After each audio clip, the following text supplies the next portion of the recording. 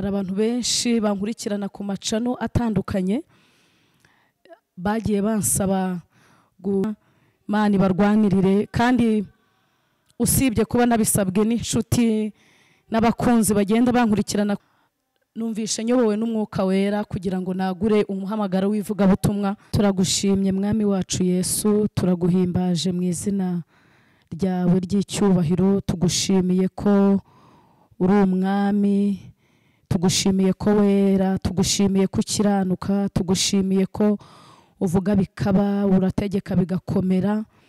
Uri ibyiringiro byacu, uri ibendera ryacu, uri ubwugamo bwacu. Turagushimiye kuba turiho ni wowe tubikesha. Tugushimiye ko uri umunyembaraga, tugushimiye ko ufite ubutware. Iyo uhagurutse nta muntu kwicaza, iyo uvuze nta muntu ukuvugiramo, iyo urambuye amaboko yawe nta muntu yahina. Uri Imana yihagije, urera, urakomeye. Mu bamuri umwami w'abami, mu bakomeye bo mu isi barusha gukomera. Ni wowe abanyabwenge bo mu isi bakomoraho ubwenge no kumenya. Turagushimiye, turaguhimbaje, tugushimiye kuri hagati muri twe. Yohana yigeze yandika aravuga ngo ihema ryawe rizaba hagati muri twe mu byahishuwe. Aravuga ngo uzaturana natwe, uzaba Imana yacu, natwe tuba ubwoko bwawe. Yohana arandika aravuga ngo kurira cyangwa gutaka ntabwo bizongera kubaho ukundi, kubera ko ibya mbere bishize. Turagushimiye, turagushimiye. Pawulo yuzuye umwuka wera yavuze amagambo y'ubwenge, aravuga ngo turashimira Kristo Yesu watugiriye icyizere, akatugira abo kwizerwa, akatugabira umurimo. Uyu mwanya turagushimiye ko wahamagaye abagabo n'abagore, wahamagaye abasore n'inkumi, wahamagaye abasaza n'abakecuru, wahamagaye abakomeye n'aboroheje, wahamagaye amoko atandukanye yo mu isi kugira ngo aguhimbaze, kugira ngo avuge kwera no gukomera kwawe. Izina ryawe nirishimwe, izina ryawe nirihabwe icyubahiro. Muririmbyi wa 50 yavuze ngo turajye twibwira ibyo tukubwira, turajye tukubwira ibyo twibwira, ibyo tuvuga n'ibyo dukora. Mu miruho yacu tunaniwe mimenywa nuzi imigambi yacu. Nyemerera wumve gusenga kwanjye mu izina rya Yesu. Sengeye umuntu wese unteze amatwi, reka imbaraga zawe zimugote, ubutware n'ubushobozi by'Imana nibimugaragara.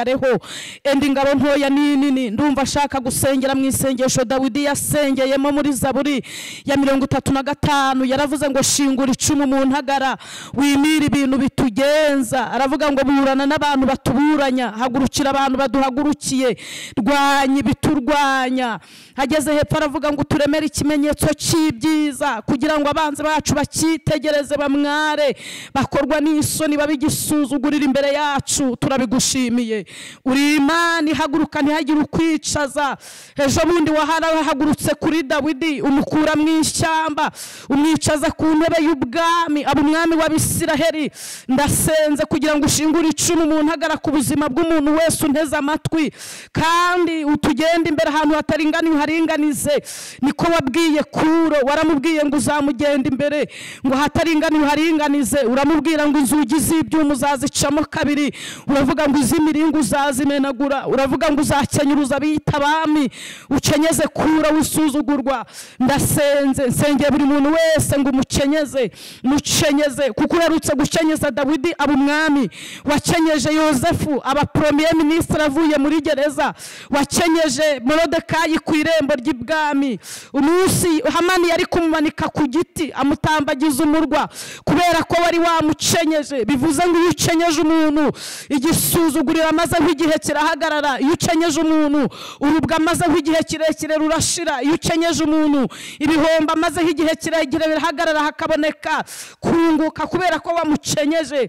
Ndasengera buri muntu wese uneza amatwi ngo umukenyeze, buryo bw'Imana bugaragare mu ruhande rwe mu izina rya Yesu. Mukingurira inzugi z'ibyuma, menaguriza imiringa, ukenyuruza abita abami ku buzima bw'umukenyeze. Haleluya. Uzamura ibendera ryo kunesha. Dawidi yavuze amagambo muri Zaburi ya 33 aravuga ngo ijisho ryawe riri ku bantu bakubaha, riri ku bantu bategereza imbabazi zawe kugira ngo barinde mu nzara badapfa. Hageze muri Zaburi ya 34 aravuga ku murongo wa 11 aravuga ngo marayika w'umwami Imana bambira amahema kugota abantu bamwubaha. Aravuga ngo imigunzu y'intare ibasha gukena no gusonza. Imana ishimwe ngo ariko bategereza Uwiteka nta kintu cyiza bazakena. Imana ishimwe. Imana ishimwe. Ageze hepfo aravuga ngo amaso y'Uwiteka ari ku bakiranutsi, ngo n'amatwi yari ku gutaka kwabo ngo yumve ibyo bamusaba. Dawidi aravuga ngo ari ku gitsuri cyawe kiri ku nkozi z'ibibi, kiri ku bantu bakora ibyaha, kugira ngo umareho kwibukwa kwabo mu isi. Hageze 18 Dawidi aravuga ngo abakiranutsi baratatse, ngo yumva gutaka kwabo, ngo bakize ibyago n'amakuba yabo yose. Hageze hepfo aravuga ngo uba hafi y'abantu bafite imitima imenetse, ngo kandi ukiza abantu bafite imitima ishenjaguwe. Hageze 20 aravuga ngo ibyago n'amakuba ni byinshi ku mukiranutsi, ahari ni byinshi ku muntu neza amatwi, ngo ari kumukiza muri byose. Yigeze avuga irindi jambo ry'ubwenge, aravuga ngo hahirwa ishanga rifite Imana Yakobo y'umutabazi, ngo kuko Imana izarirengera mu makuba. Nibutse Yobu yaranditse aravuga ngo ujya wubika imisozi itabimenye mu bice 9, ngo ukayubikana uburakari bwinshi. Aravuga ngo utigisa isuka yikura hayo. Yobu arandika aravuga ngo ukora ibikomeye kandi bitarondoreka. Muririmbyi w'169 aherutse kuririmba aravuga ngo imisozi itararemwa, ngo ndetse n'isi itarabumbwa. Aravuga ngo uhereye kera uri uko wahoze, uri Imana idasaza ngo yitwaza akabando, uri Imana itavuga amasigara byicaro, uri Imana itari interenganya, uri Imana itabara itabajije imiryango mpuzamahanga. Niwe uhaguruka ntihagira ukwicaza, niwe uvuga ntihagira ukuvugiramo. Wabwiye Yeremiya ngo uzongera umwubake, ngo numara kumwubaka azubakika. Urongera uramubwira ngo nagutabaza uramutabara, ngo umwereke ibintu bikomeye biruhije atamenya. Sengeye umuntu wese unteze amatwi kugira ngo umutabare, umwereke ibintu bikomeye biruhije atamenya. Mugirire neza, ubutabazi bwawe bumubeho. Ahari amaze igihe kirekire azenguruka umusozi, nyemerera yishuri biyanyuma umwe gucamika. Mugirire neza, murwanirire. Pawulo yaranditse aravuga ngo mbese ubwo utimanye umwana wawe w'ikinege uzaburute kumuduhana n'ibindi byose. Kandi aravuga ngo ubwo uri mu ruhande rwacu, ngo mbese umurusha wacu yaturuka hehe. Ndasenze ngo ube mu ruhande rwacu. Ahari hari abafite umurusha, nyemerera ubarwanirire, nyemerera ubaneshereze, nyemerera ubabambira amahema Uwiteka, nyemerera ubabera ibyiringiro. Niko Yeremiya yambwiye, yavuze ngo hahirwa uwizera Uwiteka, ngo Uwiteka akamubera ibyiringiro. Aravuga ngo uwo muntu azahwana n'igiti cyatewe hafi y'umugezi, cyera imbuto zaco igihe cyakibaye byaco n'ibyuma. Aravuga ngo uwo muntu icyo azakora kizamubera cyiza. Yesaya yavuze ngo umuntu ugushikamijeho umutima uzamurinda abamahoro masa kubera ko akwiringiye. Luka yandika mu gice cya mbere yaravuze ngo kuko ari nta jambo na rimwe ujya uvuga ngo rihere. Ahari hari umuntu nteze amatwi utegereje amasezerano igihe kirekire, ategereje amasezerano imyaka myinshi, azengurutse umusozi igihe kinini, ariko wigeze ubwira Mose ngo abwire Abisiraheli ngo igihe bazengurutse umusozi kirahagije. Urababwira ngo nibacyanike kuko wari userutse nk'Imana. Ndasenze ngo userukire buri wese mu ruhande rwe.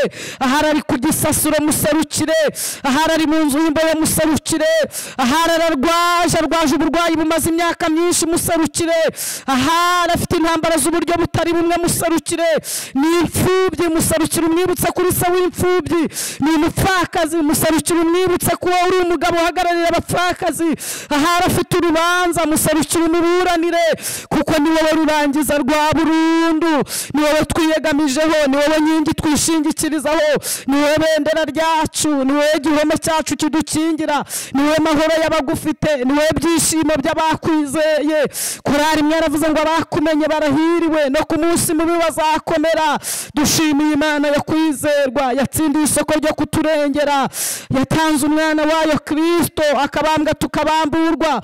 Uyu mwanya turagushimiye. Dawidi yaravuze ngo tuzagushimira mu iteraniro ry'abantu benshi, tuzagushima tuvuga imirimo itangaje wakoze. Imana ishimwe. Yarongeye aravuga ngo utaba mu ruhande rwacu, ngo ubwo abantu baduhagurukiraga, haleluya, ngo baba baratumiza bunguri, ngo ubugingo bwacu bwaragiye ntibacecekerwa, haravuga ngo ariko ushimwe utaradutanze kuba umuhigo w'amenyo yabo. Turagushimiye ko tugihumeka, niwe udutije guhumeka. Ibyo dufite natwe ubwacu ni iby'abo mucunguzi. Imana ishimwe, Imana ihabwa icyubahiro. Data wa twese ashyirwe hejuru. Ngaho bana natwe, Mwuka Wera tuganza, tuyobore. Imbaraga z'Imana zitubeho. Usasa ihema kuri buri muntu wese unteze amatwi. Wenda ingabo ntoya n'inini, mushingura icumu mu ntagara, wimira ibimugenza, urwanya ibimurwanya, ufatamira ibimuhagurukiye. Tsinda ibyamutsindaga, muhe imbaraga zinesha, mubambire amahema, mubere byose, mubere umutabazi, kubera kuri Imana iteye ubwoba. Ndagushimiye ko wumva gusenga, ndagushimiye ko ushobora byose, ndagushimiye kuri kumwe natwe kandi ntabwo uzadusiga, ntuzatureka. Pawulo yaravuze ngo ni wowe watangije umurimo mwiza muri twe kandi ni nawe uzawusohoza. Ndagushimiye kuri kumwe natwe. Kandi Yesaya yigeze avuga ngo yemwe barokotse ibyago bya Egiputa, abo nateruye mu kivuka nkabaheka ku mugongo, uradusezeranya uravuga ngo imvi zacu zizabura iyo nzu kiduhetse. Tugushimiye kuduhetse n'ikimenyimenyi, turacyahumeka, turiho, turi bazima. Izina ryawe nirishimwe. Ngaho bana natwe, Mwuka Wera aze ku bugingo bwacu, aduhembure, atugote. Tubisenze twizeye mu izina ry'umwami wabambwe Kristo, amen. Ndabashimiye mu izina rya Yesu, bakundwa kandi inshuti z'umusaraba. Nitwa Ikirezi Esther. Shimiye kubana namwe kuri uru rubuga rw'ivugabutumwa, rw'umurongo w'ivugabutumwa. Hari abantu benshi bankurikirana ku macano atandukanye, bagiye bansaba gufungura umuyoboro w'ivugabutumwa kugira ngo bajye bahora babona uko bakurikirana ibyigisho ntambutsa buri munsi.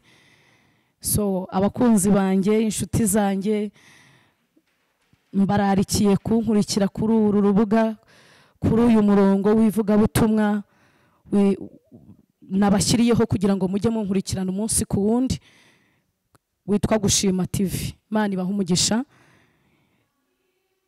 Imana ibagirire neza, Imana ibarwanirire. Kandi usibye kuba nabisabwe n'inshuti n'abakunzi bagenda bankurikirana ku zindi cano, numvishe nyobowe n'Umwuka Wera kugira ngo nagure umuhamagaro w'ivugabutumwa nkora mu buzima bwa buri munsi.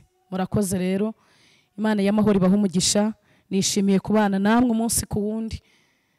Nzajya mbashyitsaho ibiganiro by'ijambo ry'Imana rihembura imitima n'ubugingo ndetse n'ubuhamya. Tuzajya duhembukira kuri uru rubuga rwitwa Gushima TV. Imana ibahe umugisha, murakoze cyane. Soza reka nongere mbasabire umugisha, nsabire umugisha buri muntu wese wiyemeje kujya abana nanjye kuri uno murongo w'ivugabutumwa. Musabiye umugisha, kandi nsabiye umugisha n'abantu benshi bagiye babinsaba. Imana ibahe umugisha. Data wa twese mu izina rya Kristo Yesu, sabiye umugisha buri muntu wese urarikiye kugira ngo aze dusangire ijambo ryawe kuri uyu murongo w'ivugabutumwa witwa Gushima TV. Izina ryawe nirihabwe icyubahiro, izina ryawe nirishimwe. Ndamusengeye kugira ngo muhire, mugirire ibambe, mumare umubabaro, muneshereze, mubere ibyiringiro, zamura ibendera ryo kunesha.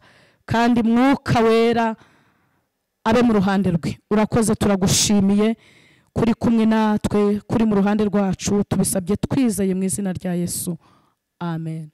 Hanyuma abantu baza kunkenera kuri uyu murongo mbashyiriyeho w'ivugabutumwa, reka mbahe nimero za telefone: 0788 900 552, 0788 900 552. Kubana nanjye ni inkunga ikomeye. Yesu abahe umugisha.